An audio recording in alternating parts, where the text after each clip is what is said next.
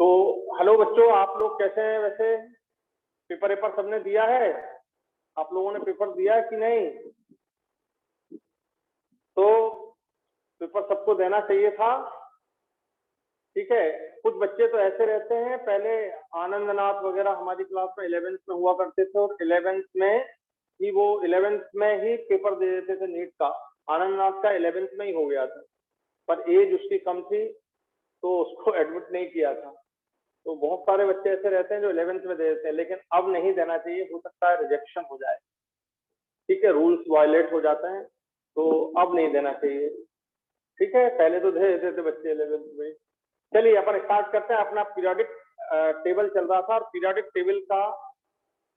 Table and periodic property.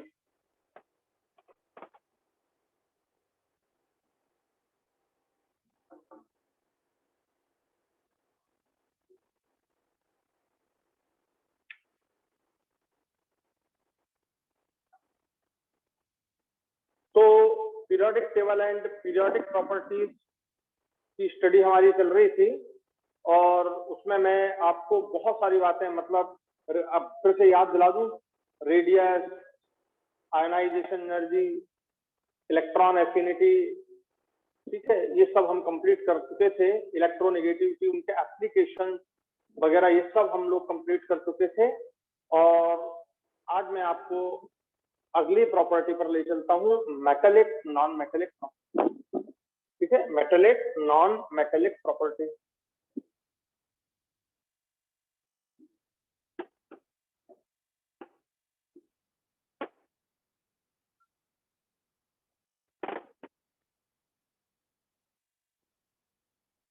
तो बच्चों, हम मेटेलिक प्रॉपर्टी और नॉन मेटेलिक प्रॉपर्टी सब जानते हैं। सोडियम मेटल है, जरा सोचो, सोडियम मेटल है और क्लोरीन नॉन मेटल है। ठीक है, तो हम मेटल और नॉन मेटल को कैसे क्लासिफाई करते हैं? मेटल वे होते हैं जो इजीली इलेक्ट्रॉन लूज करते हैं। ध्यान से सुनना, कभी भी मेटल और नॉन मेटल में उनको थोड़ा सा डिफरेंस, जो बेसिक बात है, फिर मैं आगे तो पढ़ाऊंगा ही।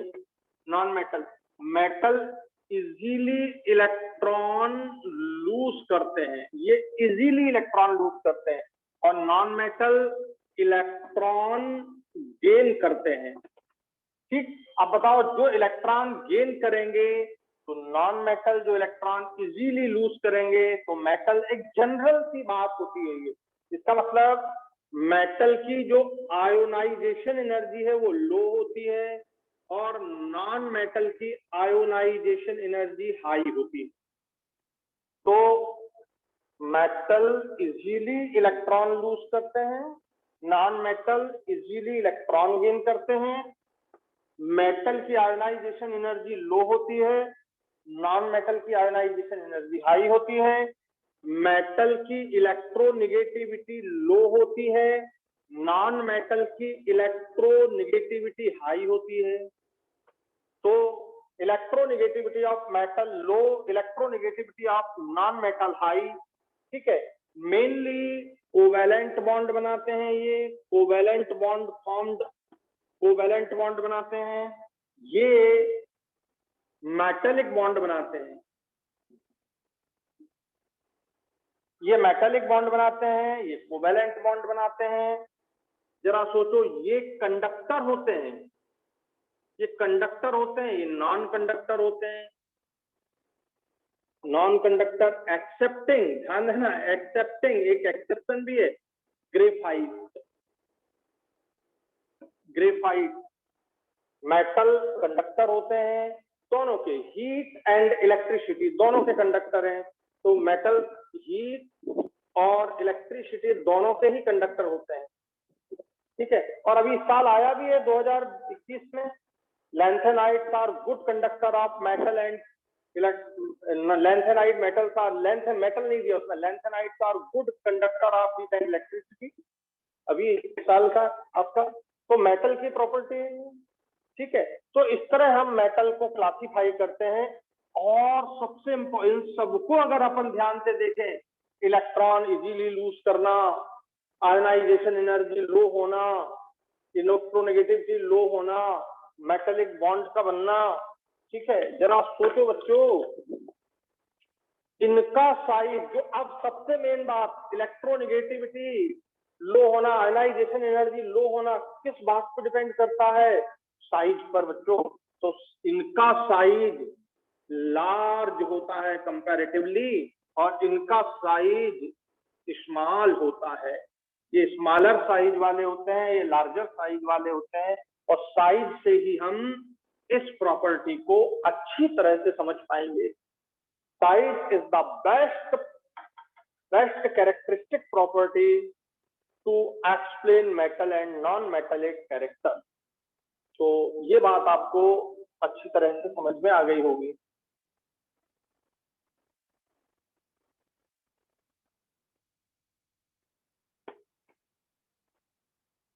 तो ये मैंने जनरल बात लिखी है मेटल और नॉन मेटल के बीच की, बहुत जनरल बात लिखी है मैंने।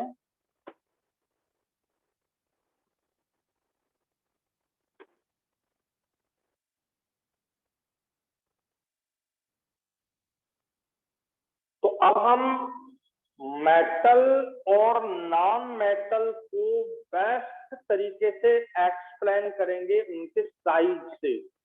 मेटल और नॉन मेटल को हम बेस्ट तरीके से एक्सप्लेन करेंगे उनके साइज से एक्सप्लेन करेंगे हम, ठीक बात। तो ये सब बातें समझ गए सब लोग? तो वेरी सिंपल।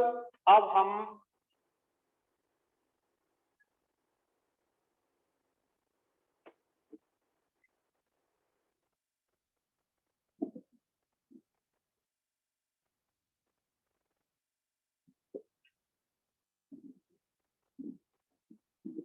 देखो बेटा, अब हम फर्स्ट ग्रुप लेते हैं। देखिए फर्स्ट ग्रुप, और यहां पर हम पीरियड लेते हैं 1 2 3 4 5 6 और 7 period. Hydrogen, lithium, sodium, potassium, rubidium, caesium, francium. देखना बच्चों ध्यान से, हाइड्रोजन का साइज बहुत छोटा है, तो ये नॉन मेटल में कंसीडर किया जाएगा। हाइड्रोजन नॉन मेटल में कंसीडर किया जाएगा। लिथियम साइज बढ़ गया, सोडियम, पोटेशियम, रुबिडियम, सीजियम और फ्रांसियम ऑलमोस्ट इक्वल ही साइज रहते हैं, ज्यादा डिफरेंस नहीं है। हम फ्रांसियम को छोड़ देंगे क्योंकि ये रेडियो एक्टिव मेटल होता है, ये रेडियो एक्टिव है, इसे आप छोड़ देंगे। अब देखो नीचे जाने पर साइज क्या हो रहा है बच्चों? साइज नीचे जाने पर इंक्रीज हो रहा है, I for increase, size increase हो रहा है। अभी मैंने आपको बतलाया कि मेटल नॉन मेटल प्रॉपर्टी को बेस्ट तरीके से हम एक्सप्लेन करते हैं उनके क्या? साइज से। तो बच्चों साइज जब इंक्रीज होगा तो आयोनाइजेशन एनर्जी क्या होते जाएगी? डिक्रीज होते जाएगी। सबसे कम आयोनाइजेशन एनर्जी इसकी, सबसे ज्यादा आयोनाइजेशन एनर्जी इसकी। तो हम पहला लिखेंगे साइज, तो दूसरा लिखेंगे ionization energy. Ionization energy decrease, सबसे मेन कैरेक्टर, सबसे बड़ा इसका साइज है, तो नीचे जाने पर metallic character, metallic character, metallic character increase होगा। सबसे ज्यादा दुनिया में सबसे ज्यादा मेटेलिक कैरेक्टर होता है सीजियम में, समझ गए? पूरी केमिस्ट्री में कहां से बेटा? हाइड्रोजन से लगा के उधर 118 तक पहुंच जाइए, ठीक है? तो पूरी केमिस्ट्री में सबसे ज्यादा मेटेलिक नेचर किसका होता है? सीजियम का। Caesium is the most metallic because of, बोलो, because of its larger size.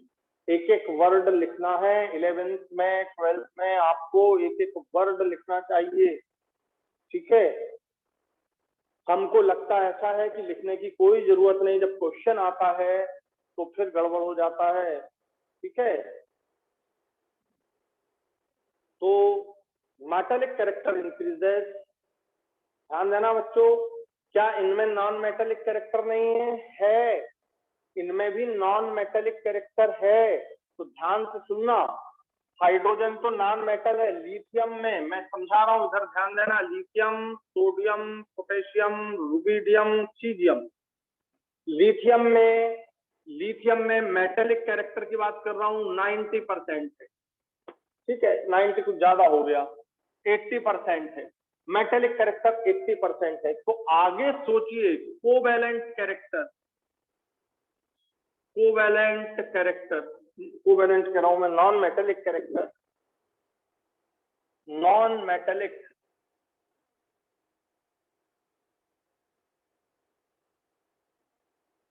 बहुत ध्यान से बात को समझना है।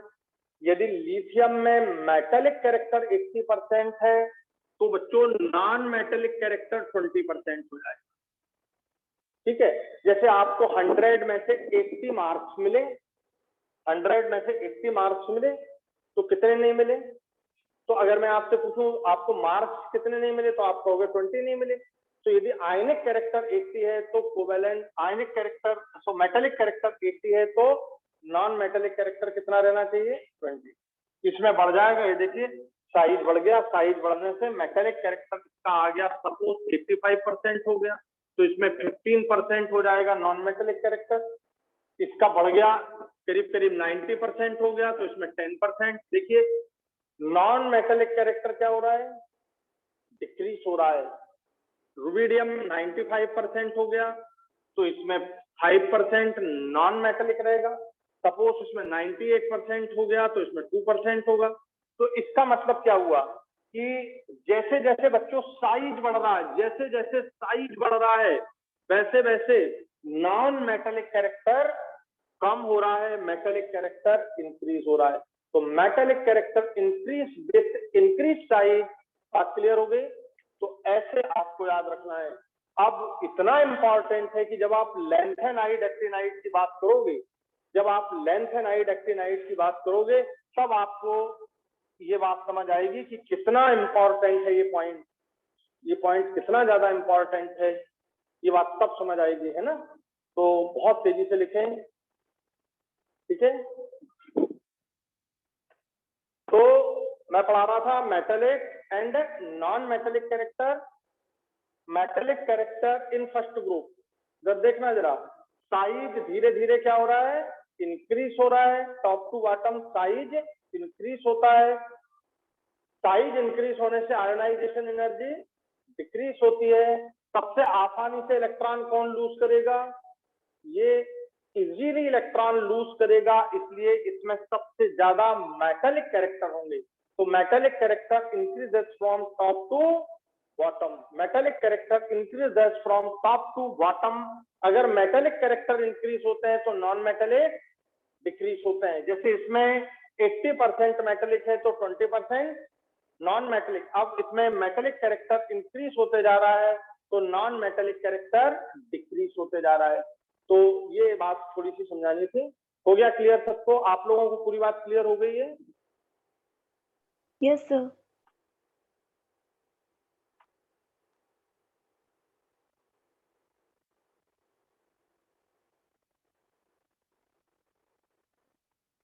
Very very important. तो अब अगर आपको मेटेलिक कैरेक्टर की बात की जाए तो केवल साइज देखिए, साइज जिसका जितना बड़ा रहेगा उसकी मेटेलिक कैरेक्टर उतनी ज्यादा रहेगी, नॉन मेटेलिक उतनी कम रहेगी। तो वेरी वेरी इंपॉर्टेंट। तो लिख लिया सब लोगों ने? Yes sir.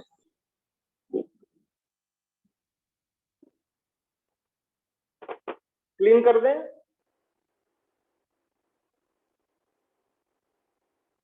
अब तुम यहां ध्यान देना, मैं सेकेंड ग्रुप यहीं पर लिख रहा हूं, तुमको एकदम बात समझ आएगी। लिथियम, यहाँ पे बेरिलियम होगा, बेरिलियम, मैग्नीशियम, कैल्शियम, स्ट्रांशियम, बेरियम, और यहां पर आ जाएगा रेडियम। बच्चों ध्यान से सुनना, ये देखो लिथियम का साइज बड़ा, बेरिलियम का साइज और कम हो जाएगा, मैग्नीशियम का साइज और कम हो जाएगा, कैल्शियम का साइज और कम हो जाएगा। इससे कम होते जा रहा है। इधर साइज देखिए, इधर बच्चों नीचे जाने पर साइज क्या हो रहा है? देखिए इंक्रीज हो रहा है। नीचे जाने पर साइज इंक्रीज हो रहा है। देखिए बेरियम का साइज इससे भी बड़ा, तो बच्चों नीचे जाने पर साइज इंक्रीज हो रहा है, नीचे जाने पर साइज यहाँ भी इंक्रीज हो रहा है। बट आप सब लोग जानते हैं left to right in a periodic table, periodic table में हम इधर से इधर मूव कर रहे हैं। अब तो क्या होगा बताओ, साइज क्या हो जाएगा, कम हो जाएगा। साइज क्या हो गया, कम हो गया।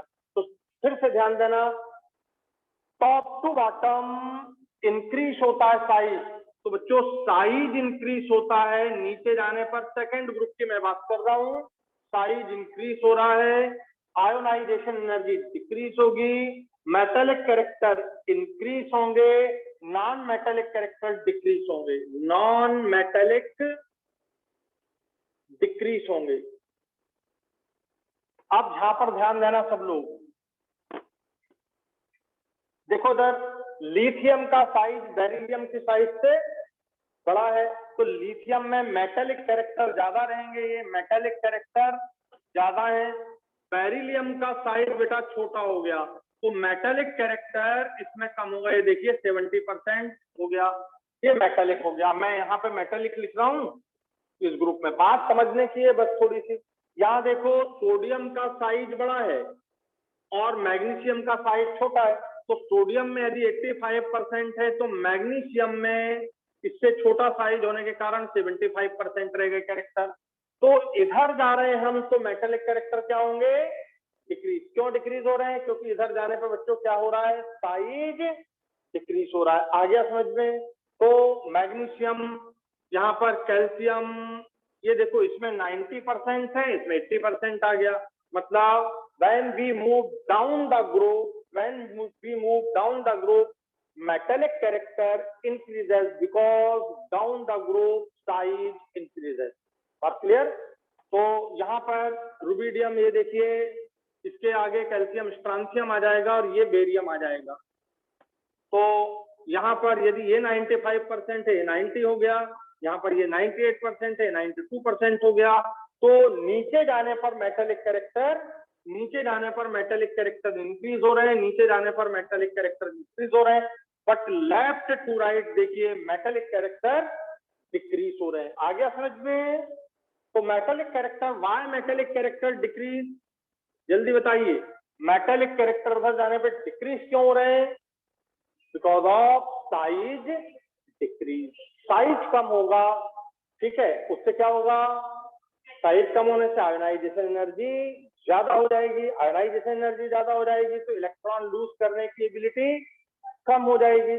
और मेटल का तो कैरेक्टर है ना, इलेक्ट्रॉन लूज जो करते हैं वो क्या कहलाते हैं, मेटल, और जो इलेक्ट्रॉन गेन करने लगते हैं वो नॉन मेटल। तो थोड़ा सा ये डिस्टिंक्शन है, ठीक है, मेटल नॉन मेटल के बीच। तो मैंने यहाँ लिखा इधर जाने पर मेटेलिक कैरेक्टर डिक्रीज होते हैं, सब देख लें, और नीचे जाने पर मेटेलिक कैरेक्टर इंक्रीज होते हैं। मैंने सेकंड ग्रुप को एक्सप्लेन किया और कंपेयर कर दिया फर्स्ट एंड सेकंड ग्रुप में, और आपको क्लियर होना चाहिए।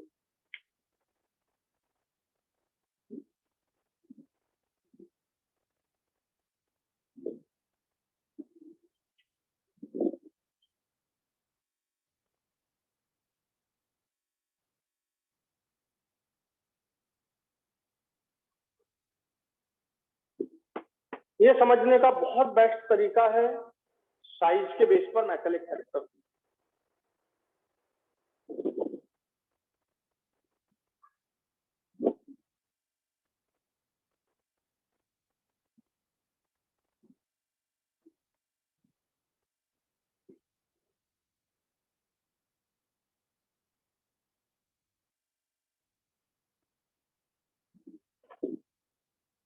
हुआ क्लियर कि नहीं हुआ?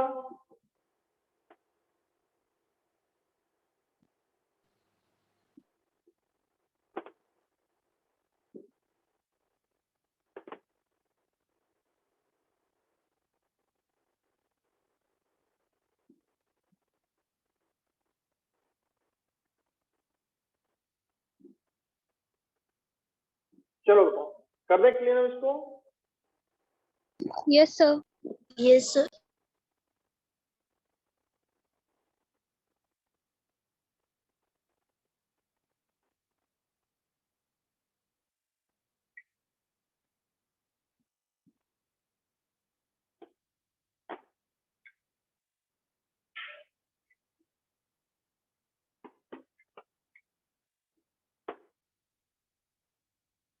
चलिए देखिए, अब हम किसी भी ग्रुप में देखें, ध्यान से सुनिएगा, हम किसी भी ग्रुप में देखें, हम यहाँ पर 1 2 3 ग्रुप ले लिए थे, मैंने 1 2 ले लिए थे, मैं 13 ग्रुप ले रहा हूँ, 13 14 15 16 कोई भी। 13 में boron, aluminium, gallium, indium, helium, ठीक है। चाहे आप इधर ले लो 17 में फ्लोरीन, क्लोरीन, ब्रोमीन, आयोडीन, एस्टेटिन। अब बच्चों एक फिक्स है, चाहे वो पी ब्लॉक हो, ये सब पी ब्लॉक है, ये सब पी ब्लॉक है, इसका साइज सबसे बड़ा है यहाँ पर, ये साइज धीरे धीरे क्या होते जाएगा, स्मॉल होते जाएगा। ये देखिए साइज धीरे धीरे स्मॉल होते गया, लेकिन नीचे साइज तो बढ़ेगा। ये देखिए साइज बढ़ रहा है नीचे, ये यहाँ भी साइज बढ़ेगा, ये और ज्यादा बड़ा हो गया, ये और ज्यादा, ये थोड़ा छोटा हो गया, ये और ज्यादा बड़ा हो गया, ये और ज्यादा बड़ा साइज हो गया, ठीक है ना। आपको याद है सबको, पर केवल साइज पर डिपेंड नहीं करता है, थोड़ा इलेक्ट्रॉन लूज करने पे भी डिपेंड करता है। यहाँ पर आपको लास्ट ईयर ये आया है क्वेश्चन, बोरान उससे बड़ा साइज एल्यूमिनियम, बट गैलियम का साइज थोड़ा छोटा हो जाता है, मैंने कुछ ज्यादा छोटा कर दिया साइज, बट छोटा हो जाता है इंडियम पर सेलियम। तो बच्चों नीचे जाने पर हमेशा मेटालिक कैरेक्टर क्या होंगे, इंक्रीज, ये देखो इंक्रीज होंगे, नीचे जाने पर मेटालिक कैरेक्टर क्या होंगे, इंक्रीज होंगे। ये नॉन मेटल रहेगा, यहाँ भी मेटालिक कैरेक्टर नीचे जाने पर इंक्रीज होंगे, नॉन मेटालिक डिक्रीज होंगे, यहाँ भी। अब बात आती है, बोले सर आपने बताया था यहाँ लिथियम में 80%, बेरिलियम में आपने बताया था 70%, ठीक है। बोरान में यहाँ पर हो जाएगा 40%, देखिएगा ध्यान से, बोरान में 40% कम होते जा रहा है, ये मेटलिक की मैं बात कर रहा हूँ। लिथियम में आपने 80 लिखा था लगभग, या 85, जो भी लिखा हो, 80, यहाँ 70 हो गया, यहाँ 40 हो गया, यहाँ boron, nitrogen, boron, carbon, nitrogen, oxygen, तो देखना यहाँ पर 30% हो गया, यहाँ पर 25% हो गया, यहाँ पर 20% हो गया, यहाँ पर 10% हो गया। अब बताओ यहाँ कितना है मेटालिक कैरेक्टर, समझ आ रहा है, 80%। और जैसे जैसे ये सबसे बड़ा साइज है, ये उससे छोटा साइज है, उससे छोटा, इधर जाने पर क्या हो रहा है, साइज डिक्रीज हो रहा है पीरियड में। ये पीरियड होता है ना, ये पीरियड है, कौन सा पीरियड है ये, 2। तो बच्चों पीरियड में लेफ्ट टू राइट जाएंगे तो साइज डिक्रीज होगा, और ग्रुप में टॉप टू बॉटम जाएंगे तो साइज इंक्रीज होगा। साइज इंक्रीज होगा तो मेटालिक कैरेक्टर इंक्रीज होंगे, नॉन मेटालिक डिक्रीज होंगे। अब देखो यहाँ पर 10% मेटालिक है, तो नॉन मेटालिक कितना हो गया, 90%। तो यहाँ पर नॉन मेटालिक 90% है, नॉन मेटालिक। तो हम फ्लोरीन को क्या बोलते हैं, नॉन मेटल। सबसे ज्यादा नॉन मेटालिक कैरेक्टर है फ्लोरीन के अंदर, समझ गए, 90%। बच्चों ध्यान देना, हम नाइट्रोजन को क्या बोलते हैं, नॉन मेटालिक, हम कार्बन को क्या बोलते हैं, नॉन मेटालिक। क्यों, क्योंकि इनमें metallic character as compare to non metallic क्या होते हैं, बोलो, मेटालिक कैरेक्टर कम होते हैं, नॉन मेटालिक ज्यादा है, 70% नॉन मेटालिक है। इसको हम क्या बोलते हैं, बोरान को नॉन मेटल, बेरिलियम को हम क्या बोलते हैं, मेटल। बेरिलियम को हम 50 मान सकते हैं, अप्रॉक्स 50 मान सकते हैं, ठीक है। तो बेरिलियम को 50 कर लेना, ज्यादा अच्छा रहेगा, बेरिलियम 50। अब देखो इधर नीचे जाने पर मेटालिक कैरेक्टर क्या होते हैं, जल्दी बोलो, नीचे जाने पर मेटालिक कैरेक्टर क्या होते हैं, इंक्रीज। ये 40 से 45% हो गया, ये इंक्रीज हो गया, ये आ गया 50, ये हो गया, मतलब बढ़ते जाएंगे। अब ध्यान देना, ये आप इसको 50 मान सकते हो, इसको आप 50 मान सकते हो, इसको 60 मान लो। मैं तो एक तरीका बतला रहा हूँ, कोई एग्जैक्टली थोड़ी है कि 50% है, इनमें 50 है, लेकिन ठीक है, उसका भी रीजन समझाऊंगा मैं आगे। तो बच्चों टॉप टू बॉटम हमेशा मेटालिक कैरेक्टर क्या होते हैं, इंक्रीज होते हैं। अब आपको एकदम ध्यान देना, इधर आयोडीन में मेटालिक कैरेक्टर काफी ज्यादा बढ़ जाएंगे, ये 10% है तो ये 15% है, तो ये 20% है, तो ये 25% है। अब बताओ 25% मेटेलिक कैरेक्टर आ गए तो नॉन मेटेलिक 75 है। तो आयोडीन को हम क्या मानेंगे? नॉन मेटल, बट उसमें क्या आ गए हैं? मेटेलिक कैरेक्टर सबसे ज्यादा इस ग्रुप में। देखो ये क्वेश्चन हमेशा आया है कि किस में मेटेलिक कैरेक्टर सबसे ज्यादा है, तो answer chlorine, chlorine, bromine, iodine में आंसर क्या? आयोडीन में मेटेलिक कैरेक्टर कितने आ गए? देखो 25%। तो मैंने ये परसेंट के बेस पर इसलिए समझाया कि आपको मेटेलिक और नॉन मेटेलिक में एकदम क्लियर होना चाहिए कि क्या हो रहा है। ठीक है, तो यहाँ पर 25, जबकि यहीं पर देखो lithium, sodium, potassium, rubidium, caesium, caesium में 98%, रुबिडियम में 95%। यहाँ देखो ये 95% है मेटेलिक में, और आयोडीन में देखो 25% है। इसी के ग्रुप का मेंबर है ये इसी के पीरियड का मेंबर है ये।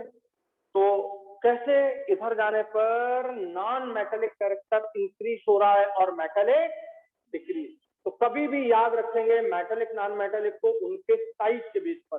तो इधर मैंने साइज भी बना दिया ताकि आपको पढ़ने में कभी भी दिक्कत ना हो। ठीक है, तो बच्चों left to right in a period, यहाँ पर फर्स्ट है, ये सेकंड है, ये 13, 14, 15 है। तो बच्चों लेफ्ट टू राइट मैं यहाँ लिख देता हूँ ऊपर। in a period left to right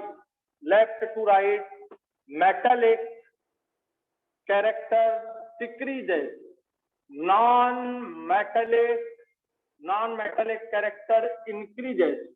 तो बच्चों नॉन मेटेलिक कैरेक्टर इंक्रीज हो रहा है और मेटेलिक कैरेक्टर डिक्रीज हो रहा है, हमेशा ध्यान रखिए। अब लिथियम को तुम मेटल बोलोगे, बेरिलियम को तुम मेटल बोलोगे, ठीक है, बोरान को तुम नॉन मेटल बोलोगे, बोरान को तुम नॉन मेटल बोलोगे। तो ये बहुत बढ़िया तरीका है मेटल नॉन मेटल को समझने का।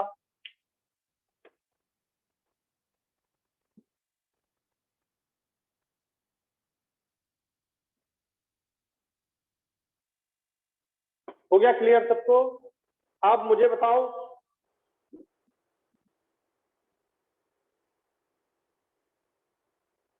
एस ब्लॉक, मेरा एक स्टेटमेंट लिख लिया सब लोगों ने?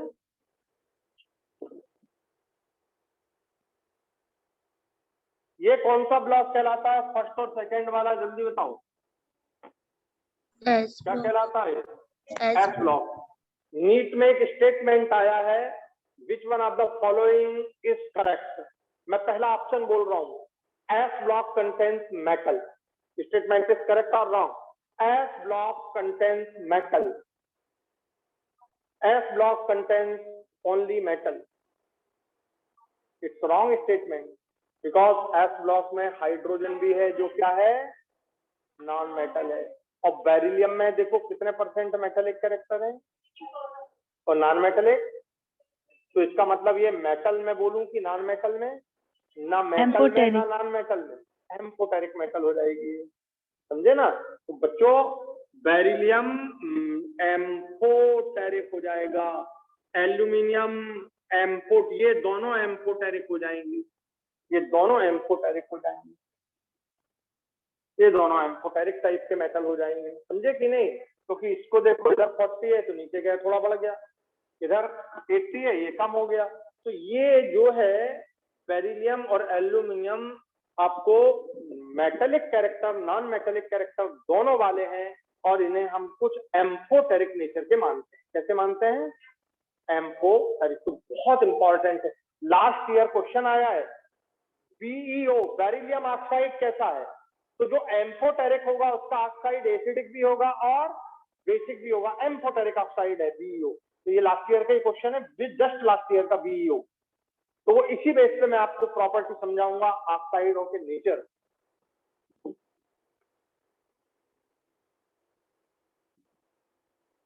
तो ये बड़ी इंपॉर्टेंट प्रॉपर्टी है, बड़ी इंपॉर्टेंट। अब देखो ध्यान से सुनना, मेरी बात को ध्यान से सुनना। किसी बच्चे को, ये 3 बच्चे हैं, ये 3 बच्चे हैं, इनको 100 में से एक को नंबर मिले 30, एक को नंबर मिले 31, एक को नंबर मिले 32। 3 बच्चे हैं, एक को नंबर मिले 31, 32 और 33 आउट ऑफ 30। ये 4 बच्चे हो गए। अब बताओ 100 में से कौन सा बच्चा पास है? ये वाला बच्चा पास है, ये बच्चा फेल है ना। ये अगर 11th का एग्जाम देता तो 11th में ही रहेगा, और ये 12th में आ गया। केवल कितने नंबर के डिफरेंस से? 1 नंबर के डिफरेंस से। क्या 1 नंबर ये बहुत बड़ा डिफरेंस है क्या? क्या इसको डिस्टिंक्शन मिल गया क्या? समझ आई बात? लेकिन 1 नंबर के कारण ये फेल हो गया, ठीक है। ये 2 नंबर के कारण फेल है। लेकिन आपको शायद मालूम हो 1 या 2 नंबर का ग्रेस भी दे देते हैं स्कूल में, कि अगर ये 32 है तो इसको 1 नंबर का ग्रेस दे दिया, 33 करके पास कर दिया। जानते हैं ग्रेस मिलना है? तो ये जो है क्या हो गया, ग्रेस से पास हो गया।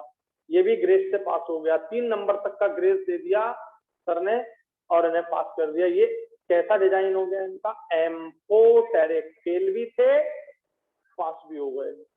आ गया समझ में? तो बच्चों ये जो होते हैं गैलियम, इंडियम और थैलियम, नीचे जाने पर इनका क्या बढ़ता है? मार्क्स तो बढ़ते हैं मेटेलिक के। देखो मार्क्स बढ़ रहे हैं ना, 30, 31, 32, 33 मार्क्स बढ़ रहे हैं।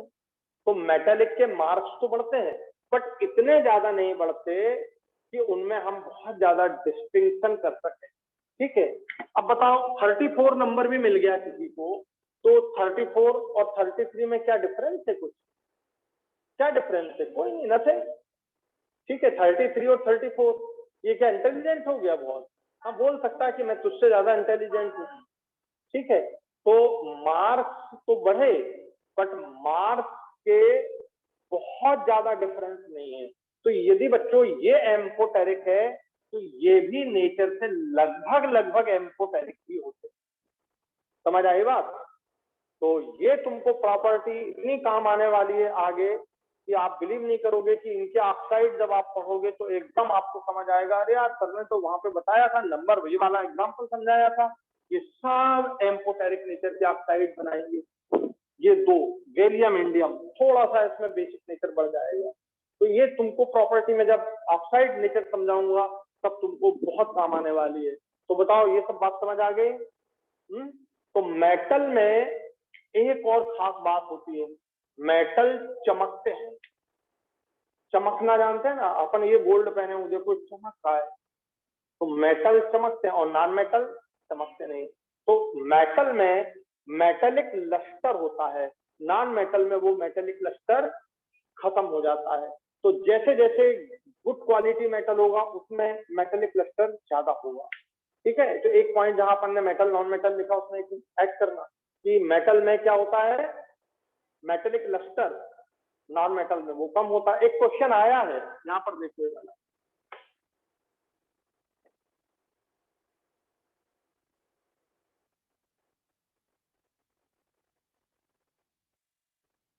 मेटल में मेटेलिक लस्टर होता है। लस्टर मतलब चमकना। तो देखो बच्चों एक क्वेश्चन पूछा गया है, फ्लोरीन, क्लोरीन, ब्रोमीन, आयोडीन में मेटेलिक लस्टर कौन शो करता है? आयोडीन में बहुत कम मेटेलिक लस्टर होती है, आयोडीन में बहुत कम मेटेलिक लस्टर होती है, ठीक है। तो होती है, साइज ज्यादा है, मेटेलिक कैरेक्टर बढ़ेगा तो मेटेलिक लस्टर भी बढ़ेगा। तो इस तरह का एक क्वेश्चन पूछा गया। चलिए, तो अब मेरा एक स्टेटमेंट है, डी ब्लॉक में सारे मेटल होते हैं। एक स्टेटमेंट है, एक क्वेश्चन ये आपको पूछा गया था। तो एस ब्लॉक में सारे मेटल नहीं होते। कौन नॉन मेटल है? हाइड्रोजन। और कौन एम्फोटेरिक है? बेरिलियम। तो अगर स्टेटमेंट आए कि S block contains only metal, तो दिस इज रॉन्ग, ठीक है। यही आंसर था उसका। D block and F block contains only metal. Is this statement is correct और wrong? D block and F block contains only metal. So this is correct. D block में और F block में क्या होते हैं? केवल मेटल होते हैं। हम इन्हें बोलते हैं D block के metal transition metal, F block के मेटल इनर ट्रांजिशन मेटल, ये ओनली मेटल होते हैं। तो लिखना है इसमें ओनली क्या होते हैं, मेटल। और पी ब्लॉक में, ये जो पी ब्लॉक लिख रखा है आपने यहाँ से 13 से बेरिलियम से लगा करके यहाँ तक पूरा, तो इसमें देखो बेरिलियम एल्यूमिनियम मेटल है, गैलियम मेटल है, ठीक है, नाइट्रोजन नॉन मेटल है, एल्यूमिनियम में एम्फोटेरिज्म है, मेटेलिक भी है नॉन मेटेलिक भी है। एम्फोटेरिज्म मतलब इसमें क्या हो गया, इधर selenium, oxygen, sulphur, selenium, tellurium, polonium, ये सब मेटल है। ये सेलिनियम क्या होता है, सब मेटल होता है, सब जानते हैं। तो बच्चों बी ब्लॉक में और एफ ब्लॉक में सारे क्या होते हैं, मेटल।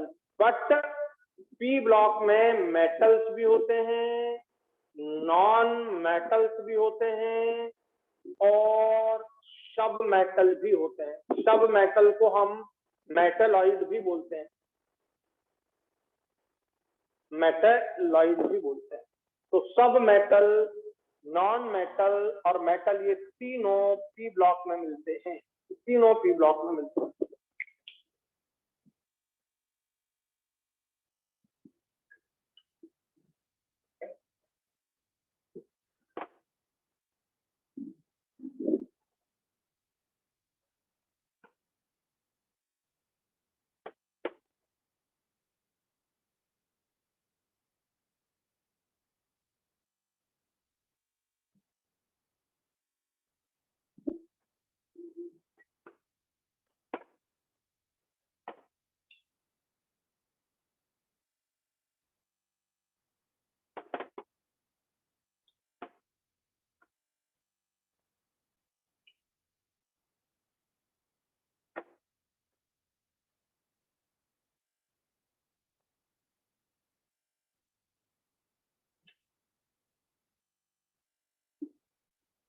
तो अब बताओ, ये कॉन्सेप्ट आपको क्लियर हो गया अच्छे से मेटल नॉन मेटल का। तो इसे अब हमेशा ध्यान रखिए, लेंथेनाइट कॉन्ट्रैक्शन का एक क्वेश्चन आपको पूछा गया है, अभी इस साल भी पूछा गया है, पहले भी आया है, उसमें भी आपको मैं अभी ले चलता हूँ। तो मेटल नॉन मेटल एम्फोटेरिक की प्रॉपर्टी आपको क्लियर हो गई। अब आता है इन्हीं मेटल नॉन मेटल से related nature of nature of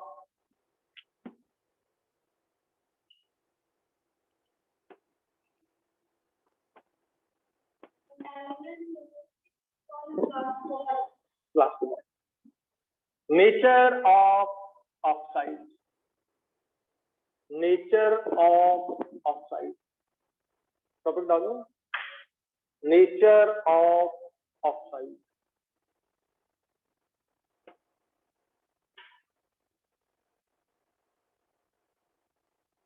देखो बेटा, नेचर ऑफ ऑक्साइड में पहली चीज तो लिखते हैं मेटल के जितने ऑक्साइड होते हैं। इसमें एक और बढ़ा लो, nature of oxide and hydroxide, and hydroxide दोनों एक साथ कर लेंगे, दोनों की प्रॉपर्टी सेम चलेंगे। Nature of oxide and hydroxide, ध्यान से सुनिएगा, metal of oxide and metal hydroxide, metal oxide and metal hydroxide दोनों बेसिक होते हैं। ये दोनों नेचर से बेसिक होते हैं, अल्कलाइन होते हैं, बेसिक होते हैं। पहली बात, मेटल ऑक्साइड, मेटल के ऑक्साइड और मेटल के हाइड्रोक्साइड कैसे होते हैं, मैं एक एग्जांपल दे रहा हूं, Na2O और NaOH। Na2O को वाटर में डाल दीजिए तो ये NaOH बन जाएगा। ध्यान से सुनना, लिखने की जरूरत नहीं। एक बोलो, सोडियम क्या होता है, मेटल। सोडियम का ऑक्साइड कैसा होना चाहिए, बेसिक। सोडियम ऑक्साइड को पानी में डाल दिया, Na2O H2O क्या बन गया, तो NaOH, बैलेंस ही पूरी कर लेना, 2NaOH। NaOH कैसा होता है, आप सब जानते हैं NaOH कैसा होता है, बेसिक होता है ना, बेसिक इतना तो सब जानते हैं। NaOH कैसा होता है, बेसिक। तो ध्यान देना, मेटल का यदि ऑक्साइड दिया हो और नॉन मेटल मेटल का हाइड्रोक्साइड दिया हो, चाहे ऑक्साइड चाहे हाइड्रोक्साइड, हमेशा कैसे होते हैं, बेसिक। बात क्लियर हो गई। ये एक छोटा सा एग्जांपल अपन ने लिख लिया।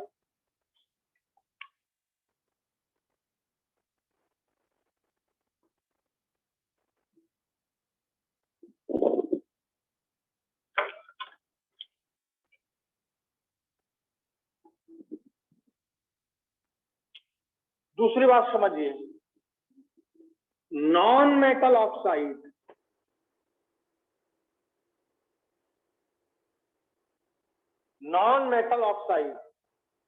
एंड नॉन मेटल हाइड्रोक्साइड, ये एसिडिक होते हैं, एसिडिक नेचर के होते हैं।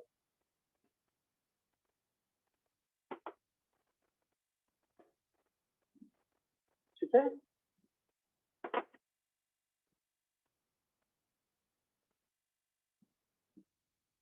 इधर देखो, नॉन मेटल का ऑक्साइड ले लिया, सपोज एग्जांपल सल्फर। सल्फर क्या होता है, नॉन मेटल। ऑक्सीजन ग्रुप का ऑक्सीजन, सल्फर तो नॉन मेटल है। क्लोरीन नॉन मेटल है, ब्रोमीन नॉन मेटल है, सल्फर नॉन मेटल हो गया। सल्फर का ऑक्साइड ले लिया बेटा SO3, सल्फर का ऑक्साइड ले लिया SO3 और मेटल का ऑक्साइड ले लिया Na2O। ये कैसा रहा, तो ये कैसा होना चाहिए, एसिडिक। बोले सर कैसे, इधर देखो, Na2O को जब तुम वाटर में डालोगे तो क्या बनेगा, NaOH, और ये Na आयन में और OH आयन में स्प्लिट हो जाएगा। जो OH आयन देते हैं उन्हें तुम क्या बोलते हो, बोलो, बेस। बेस की डेफिनेशन है, जो OH आयन प्रोड्यूस करता है वो क्या कहलाता है, बेस। कहाँ, एक्वस सॉल्यूशन में, पानी में जाने पर OH आयन प्रोड्यूस कर दिया, बेस हो गया।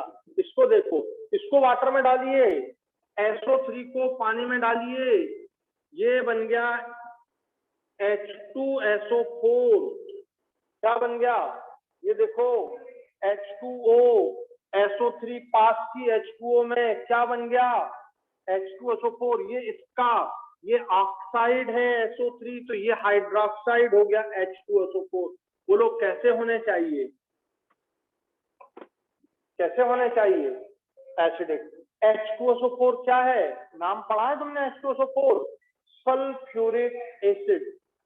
Sulphuric acid, sulphuric acid. तो बच्चे SO3 को जब आप वाटर में डालोगे तो वो बन जाएगा सल्फ्यूरिक एसिड। क्या बन जाएगा, अब तुमने तो लिखा है नॉन मेटल का हाइड्रोक्साइड। बोले सर ये तो नहीं लग रहा है, देखो मैं बनाता हूं सल्फ्यूरिक एसिड का स्ट्रक्चर तो तुमको एकदम बात क्लियर होगी। ये लिख लो, तो बेटा सल्फ्यूरिक एसिड का जब आप स्ट्रक्चर बनाओगे तो ऐसा बनेगा। ध्यान देना सब लोग, ये ध्यान देना सब लोग, ऐसा बनेगा। बच्चों इसमें भी OH है, क्या प्रोड्यूस कर रहा है, OH आयन। इसमें भी OH है, बट ये OH आयन प्रोड्यूस नहीं करेगा। H2SO4 आयनाइज होता है तो क्या प्रोड्यूस करता है, H आयन प्रोड्यूस करता है। H आयन क्या कहलाते हैं, एसिड। सबको ये बात मालूम होगी भाई, ये तो ऐसा कोई है ही नहीं जिसको ये बात ना मालूम हो। तो बच्चों H2SO4 को जब आप पानी में डालोगे, ये पानी में डला ही हुआ है, तो ये H आयन प्रोड्यूस करेगा और सल्फेट आयन प्रोड्यूस करेगा। ये H आयन क्या हो गए बोलो, एसिड। तो H2SO4 का भी OH दिख रहा है और NaOH का भी OH दिख रहा है। OH इसमें भी है, OH इसमें भी, बट इसमें OH आयन ही मिलता है, इसमें OH आयन नहीं मिलता। इसमें क्या मिलता है, H आयन। OH नहीं मिलता, क्या मिलता है? बोलो HN। तो हम इसे क्या बोलेंगे? एसिड। तो बच्चों नॉन मेटल का हाइड्रोक्साइड यानी OH होते हुए भी वो क्या है? एसिडिक है। होना चाहिए क्लियर बात। अब हो गई कि नहीं बात क्लियर?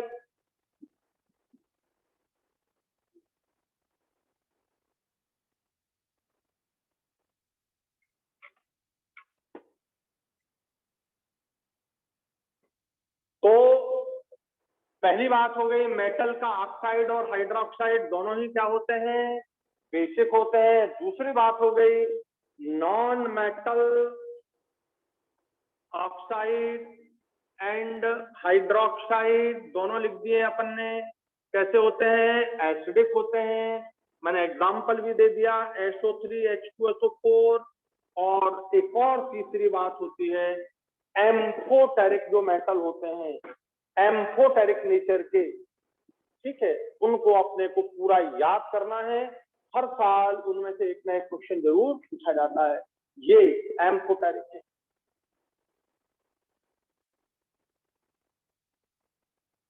एम्फोटेरिक मेटल बहुत इंपॉर्टेंट है, रट डालिएगा।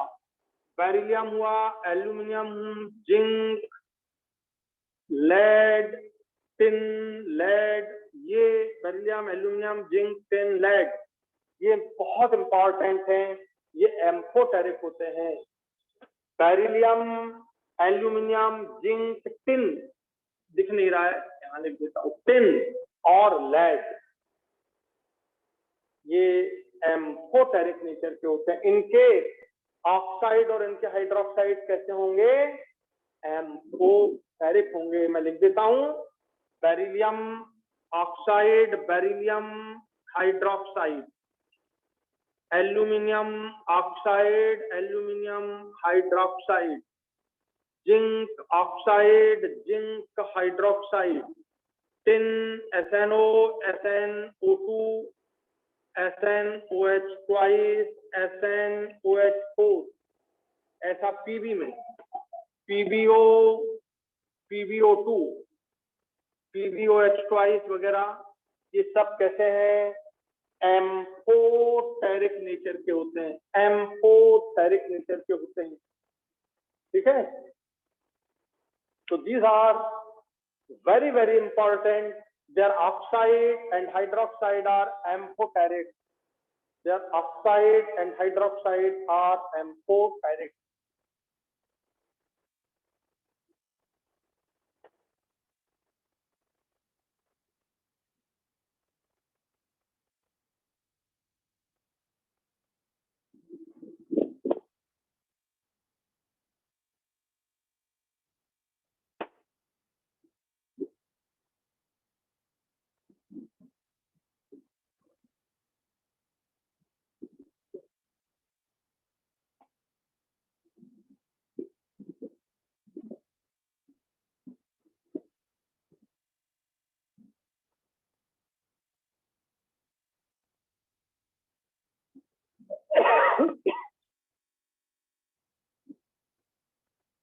अब लास्ट ईयर आपको ये क्वेश्चन आया है, बिल्कुल जस्ट लास्ट ईयर नीट में, बीईओ कैसा है?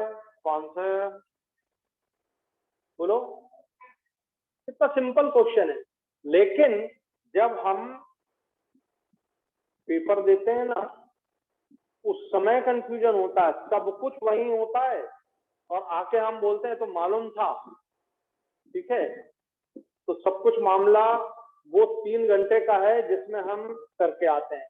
तो साल भर पढ़ने का तरीका बहुत सही होना चाहिए, ठीक है, बहुत सही तरीका होना चाहिए पढ़ने का, लिखना चाहिए। 11th वाले बच्चों को मैं हमेशा बोलता हूँ कि उनको पूरी बात को बहुत अच्छे से लिखना चाहिए, क्योंकि 11th में सबसे ज्यादा टाइम हमको मिलता है। 11th क्लास इसलिए मैं दुनिया की सबसे ज्यादा इंपॉर्टेंट क्लास मानता हूँ 11th। ये life deciding, line deciding class होती है 11th, होती है कि नहीं? 11th class line deciding class होती है। 11th जिसकी जितनी स्ट्रांग, 10th तक क्या केमिस्ट्री पढ़ी है सोचो तुम खुद। 10th तक क्या केमिस्ट्री पढ़ी है? कुछ नहीं पढ़ा है, कुछ है ही नहीं तो पढ़े क्या? 10th तक की केमिस्ट्री अगर मैं पढ़ाऊंगा तो वो एक हफ्ता में पूरी खत्म हो जाएगी, एक हफ्ते से ज्यादा की है ही नहीं वो, ठीक है कि नहीं।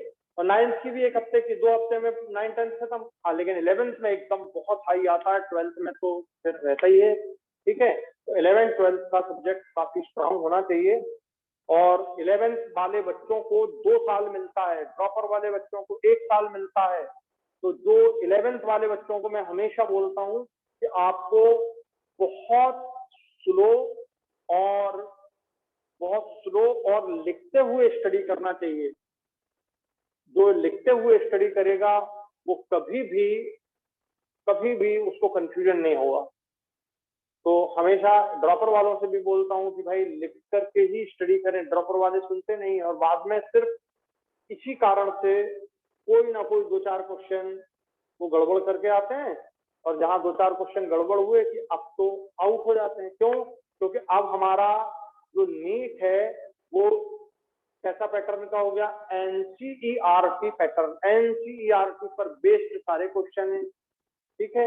एनसीईआरटी जिसको पूरी तरह से पढ़ी हुई अच्छे से याद है तो वो कभी भी गड़बड़ नहीं करेगा, वो बिल्कुल श्योर सिलेक्शन है।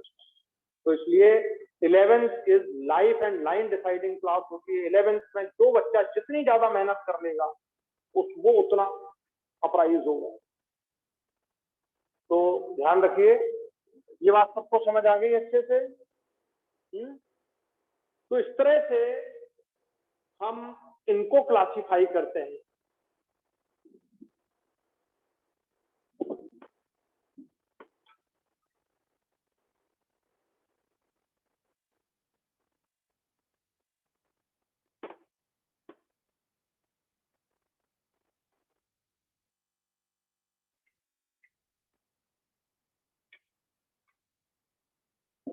ध्यान से पढ़ना। अगर तुम मेटल के ऑक्साइड के सामने, मेटल के ऑक्साइड या मेटल के हाइड्रोक्साइड के सामने एसिड रख दोगे तो तुरंत साल्ट बन जाएगा, ठीक है। जैसे देखो, अगर तुमने NaOH के सामने आपने HCl रख दिया, ठीक है, तो ये कहेगा मैं तो बेस हूं, ये कहेगा मैं बेस हूं। और हम देख रहे हैं कि इसके सामने क्या रखा हुआ है, एसिड। तो बच्चों तुरंत रिएक्शन हो जाएगा और NaCl ये साल्ट बन जाएगा प्लस वाटर बन जाएगा। हमें ये न्यूट्रलाइजेशन रिएक्शन दिखने लगेगी। कौन सी दिखने लगेगी? न्यूट्रलाइजेशन। तो ये मेटल का हाइड्रोक्साइड हुआ। मेटल का ऑक्साइड ले लिया आपने Na2O, इसमें आप HCl डाल दीजिए, ये बेस है आपके सामने, ये बेस है, ये तेरा मैं बेस हूं। जैसे ही आप HCl डालोगे ये बन जाएगा 2NaCl, ये वाटर निकल जाएगा, तो ध्यान देना। और ये आपका बन जाएगा साल्ट, न्यूट्रलाइजेशन रिएक्शन हो जाएगी, समझ गए। यानी एसिड के सामने ये क्या कहते रहा, मैं बेस हूं, तुझसे डरने वाला नहीं हूं, समझ गए, ये कहते रहेगा। तो ये समझने की एक छोटी सी बात है जो मैं आपको समझा रहा हूं आगे, क्योंकि इससे आपको कंसेप्ट क्लियर हो जाएगा। फिर आपको कोई भी मेटल का ऑक्साइड हाइड्रोक्साइड दें, आप बिल्कुल उसे बना लोगे।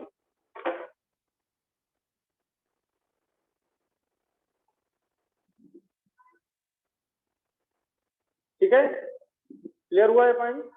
ध्यान देना। अब अगर यही चीज नॉन मेटल में होती, नॉन मेटल में, हटा दूं उसको,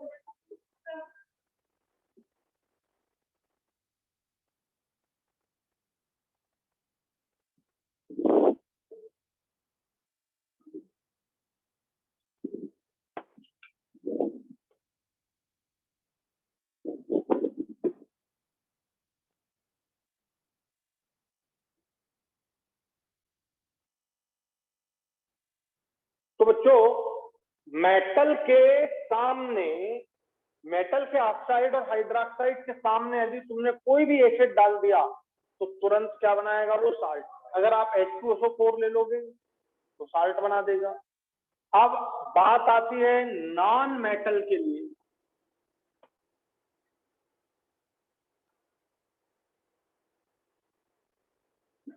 अगर मैं नॉन मेटल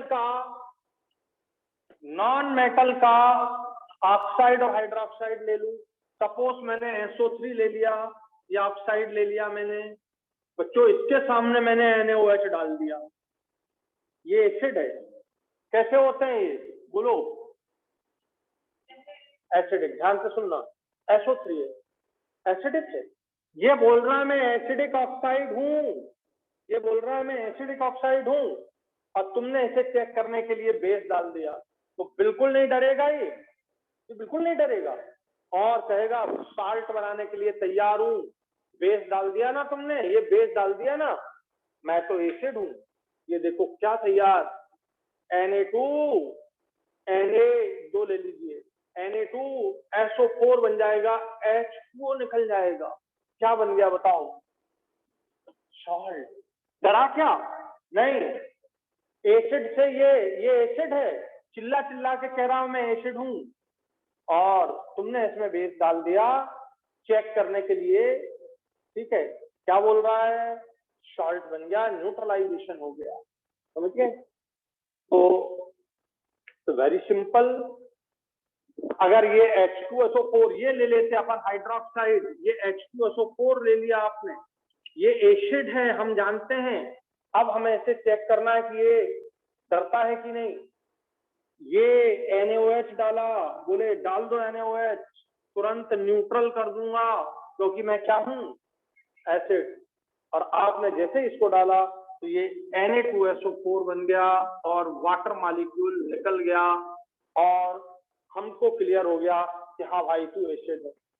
तो एसिड वाले हमेशा बेस के साथ रिएक्ट करके सॉल्ट बनाएंगे। Very simple reaction. ठीक है, सिंपल, हमको बात सिंपल से ही समझनी है। ठीक है, अब देखो ये लिख लिया हमने। अब मैं एम्फोटेरिक लेता हूं, देखो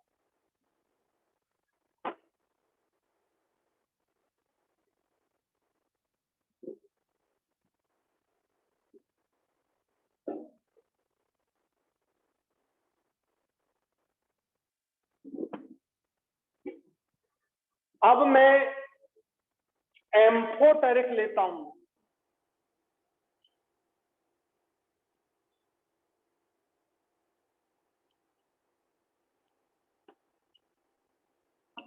बहुत ध्यान से देखना बच्चों, एम्फोटेरिक, कोई एक एग्जांपल BeO ले लिया।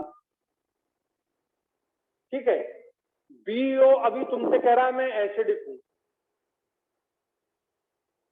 ठीक है, BeO क्या कह रहा है तुमसे? मैं एसिडिक हूं। अब अपन ने चेक किया, ठीक है, अपन ने HCl डाल दिया, ये भी एसिडिक है। ठीक है, तुरंत क्या करने लगेगा?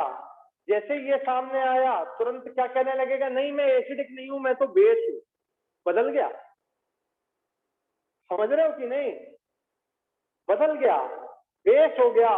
क्या प्रोडक्ट बनेगा? देखो सॉल्ट बना, BeCl2 प्लस H2O। अब फिर से देखना, ये BeO है, तुमसे बोल रहा है मैं बेसिक हूं, और तुमने यहाँ NaOH डाल दिया। NaOH तो जानते हो कैसा है? बेस।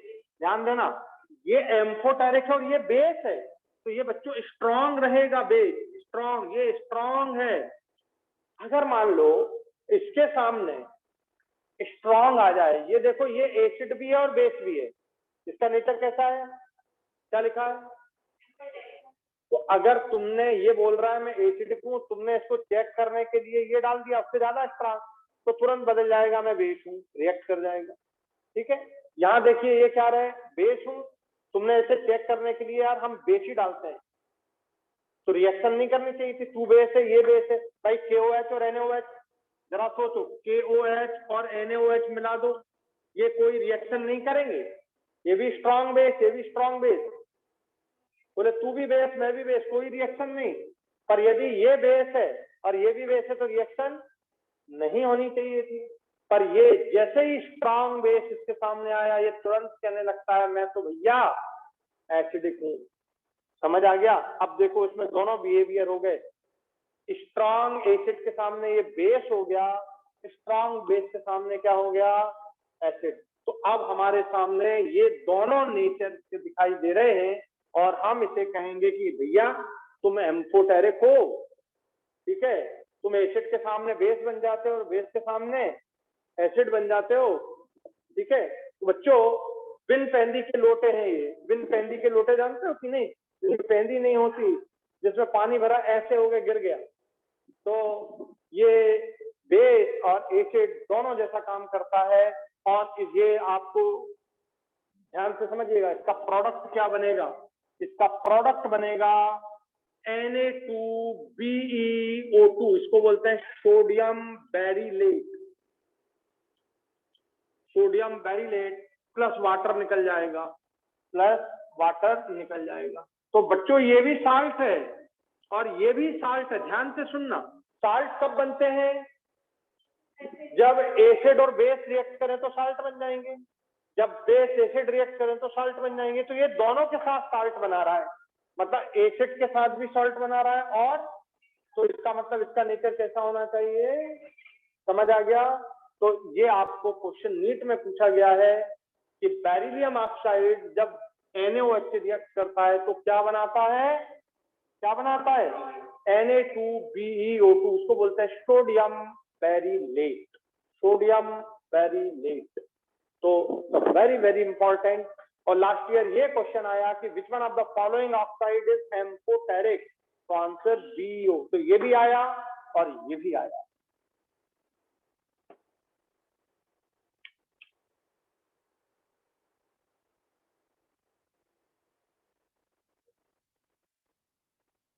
तो मैंने जो तुमको ऑक्साइड लिखवाए हैं वे ऑक्साइड बहुत ज्यादा इंपॉर्टेंट है, हाइड्रोक्साइड जो एम्फोटेरिक मेटल के हैं। तो एक एम्फोटेरिक मेटल के ऑक्साइड का नेचर मैंने आपको समझाया कि बच्चों एसिड से और बेस से दोनों से रिएक्ट करते हैं, और दोनों क्वेश्चन पूछे गए, ये भी पूछा गया है और इन दोनों का रिजल्ट भी पूछा गया है।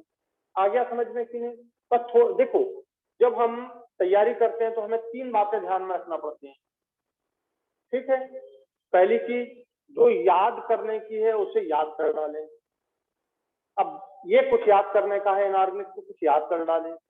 जो समझने का है वो समझ करके याद करें, समझ लें और फिर याद करें। एक्सेप्शन है, उन्हें रटना ही है।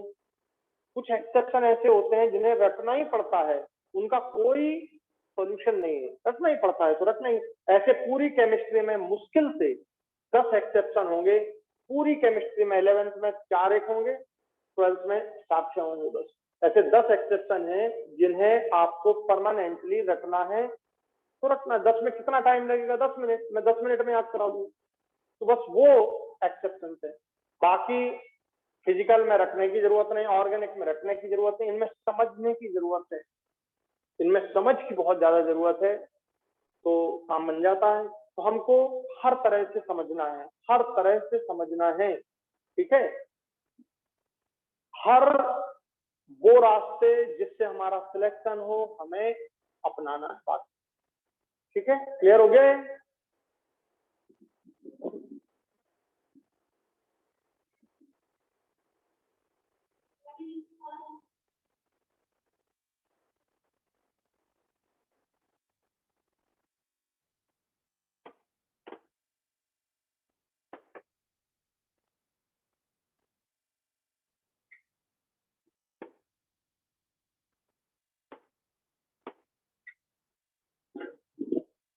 तो इस तरह से हम इसको पूरी तरह से समझ सकते हैं। जैसे मैं एक और एग्जांपल दे रहा हूँ ZNO का, ये भी आपको नीट में पूछा गया है। ZNO NaOH के साथ रिएक्ट करता है तो क्या बनाता है, ZNO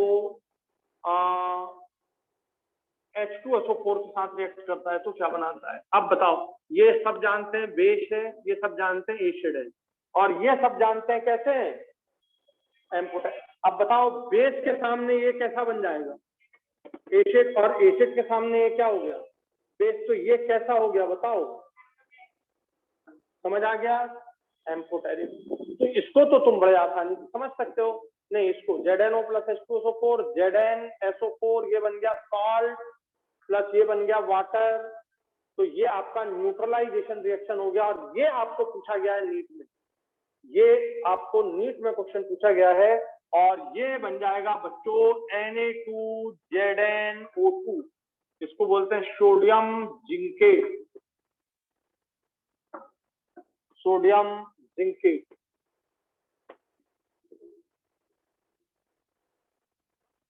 प्लस वाटर। तो ये भी सॉल्ट बना, ये भी सॉल्ट बना। यानी क्या मतलब होता है बच्चों, एसिड और बेस रिएक्ट करते हैं तो क्या बनता है हमेशा। पर ये सॉल्ट बहुत इंपॉर्टेंट है, ये नीट में पूछा गया है, इसका नाम क्या है, sodium zincate, Na2ZnO2, Na2ZnO2।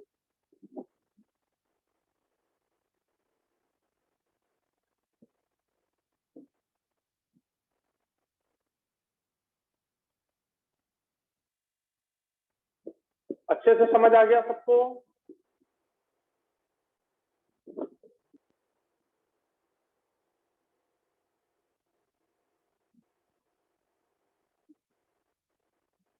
Clear हो गया बच्चों सबको कॉन्सेप्ट। बहुत इंपॉर्टेंट है ये। क्या तुम एल्यूमिनियम का ऐसा क्वेश्चन लिख सकते हो, एल्यूमिनियम में भी तभी आए जितने भी एम्फोटेरिक हैं सब आए लाइन से। जब आप क्वेश्चन पेपर सॉल्व करोगे ये पूरा लाइन से मिलेगा आपको, कभी किसी ईयर में कभी किसी ईयर में।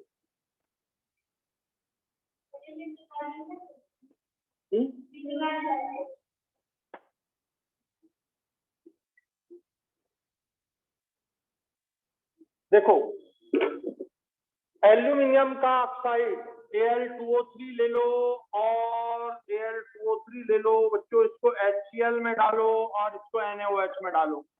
NaOH होता है बेस, ये होता है एसिड। ध्यान से सुनना, एसिड बेस के सामने ये हो जाएगा एसिड और एसिड के सामने ये हो जाएगा बेस, हमारे लिए ये हो गया एम्फोटेरिक, हमारे लिए हो गया एम्फोटेरिक। यहाँ ध्यान देना, ये बन जाएगा NaAlO2, ये बन जाएगा AlCl3, ठीक है। Na इसके दो ले लो, NaAlO2, 2NaAlO2 प्लस H2O निकल गया, ये 3HCl ले लो, 6HCl ले लो, तो ये बन गया AlCl3 प्लस 3H2O निकल गया, ये इसका नाम sodium meta aluminate, sodium meta aluminate बन गया। और ये बन गया सॉल्ट, ये तो आप जानते ही हैं एल्यूमिनियम क्लोराइड, तो ये भी सॉल्ट है और ये भी सॉल्ट है, तो दोनों ही सॉल्ट है, ये बन जाएंगे।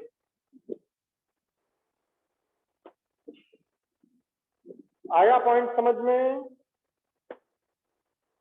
आया पॉइंट समझ में।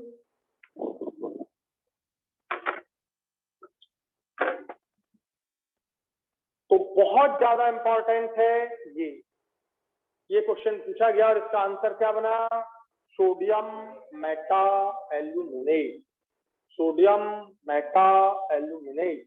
अब पैटर्न देखो सेम है ना, sodium beryllate, sodium zincate, sodium meta aluminate, ये मेटा इसमें जुड़ जाएगा, थोड़ा इसको अपने को ध्यान देना है। सोडियम एल्यूमिनेट नहीं है, क्या है बेटा, सोडियम मेटा एल्यूमिनेट, ठीक है। तो बताओ ये पॉइंट सबको अच्छे से समझ में आ गए। तो अब कल हम ऑक्साइड की प्रॉपर्टी पढ़ेंगे कि टॉप टू बॉटम क्या होना चाहिए और लेफ्ट टू राइट क्या होना चाहिए, ठीक है। और हाइड्राइड की प्रॉपर्टीज पढ़ेंगे, तो ये काफी इंपॉर्टेंट है। अब एकदम मेटल और नॉन मेटल से तुम्हें समझ में आ जाएगा कि किधर किधर जाने पर प्रॉपर्टी में जो है वो चेंजेस आ रहे हैं। अभी टाइम कितना हो रहा है,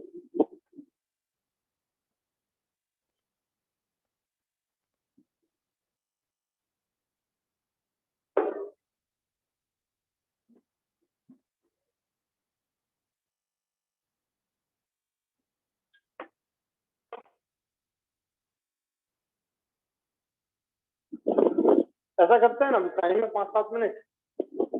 तो यहाँ देखो सब लोग, पीरियोडिसिटी हम देखते हैं, पीरियोडिक प्रॉपर्टी ऑक्साइड की ध्यान देना, lithium, sodium, potassium, rubidium, caesium, potassium, rubidium, caesium, ठीक है। ये आपका फर्स्ट ग्रुप हो गया, फर्स्ट ग्रुप ध्यान से समझना। सब जानते हैं इसे, इसका साइज छोटा, साइज बढ़ते जा रहा है बच्चों, साइज बढ़ते जाएगा तो कौन सी प्रॉपर्टी बढ़ेगी, जल्दी बताओ। साइज बढ़ेगा तो कौन सी प्रॉपर्टी बढ़ेगी, size increase, metallic nature, metallic nature increase. सोचो इसका oxide Li2O, Na2O, K2O, Rb2O और CS2O। अब बताओ जो सबसे ज्यादा मेटालिक होगा वो उसका ऑक्साइड कैसा होना चाहिए, मेटल का ऑक्साइड कैसा होता है, मेटल का ऑक्साइड कैसा होता है, बेसिक। और जो जितना ज्यादा मेटेलिक वो उतना ज्यादा बेसिक। बस ध्यान दो, मेटेलिक नेचर इंक्रीज तो basic nature, basic nature, basic strength, ठीक है, बेसिसिटी, ये सब का मतलब एक ही होता है, इंक्रीज होती है नीचे। ये मोस्ट बेसिक हो जाएगा, ये मोस्ट बेसिक, ये लीस्ट बेसिक। नीचे जाने पर ये जो एरो लगा रहा हूं इसको ध्यान देना है, ये एरो जो है नीचे के लिए, मतलब आप टॉप टू बॉटम जा रहे हैं। तो बताओ सबसे ज्यादा बेसिक नेचर कौन से ऑक्साइड का हुआ, सबसे ज्यादा नेचर बेसिक कौन सा ऑक्साइड हुआ, CS2O।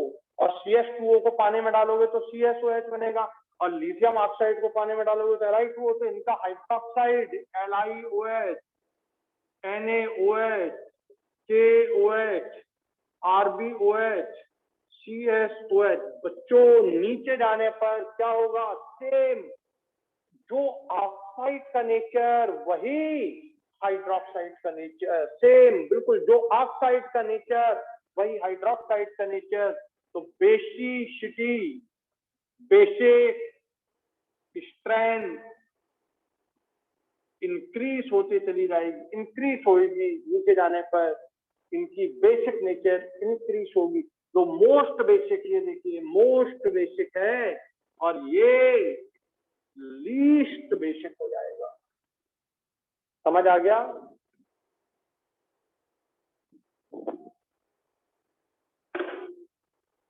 तो कॉन्सेप्ट क्लियर हुआ कि नहीं यार?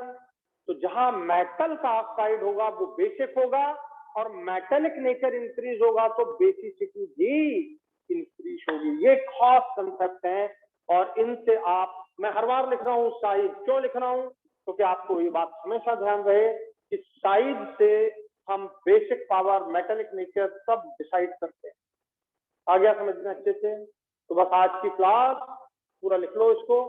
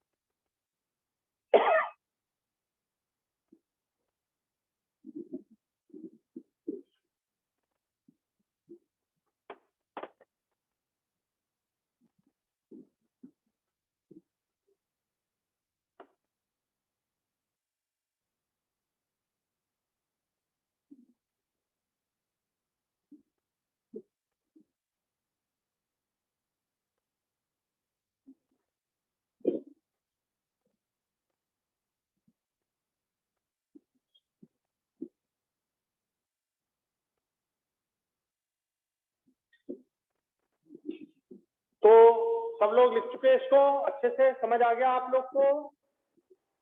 आप लोग को समझ आ गया अच्छे से? कविता, तेजस्विनी, आप लोग को समझ आ गया अच्छे से? यस तो सर। आज की प्रॉपर्टी, पूरा बेसिक प्रॉपर्टी कल इसके आगे समझाएंगे, मतलब नेक्स्ट क्लास में। तब तक के लिए धन्यवाद, थैंक यू वेरी मच, जय हिंद, जय भारत।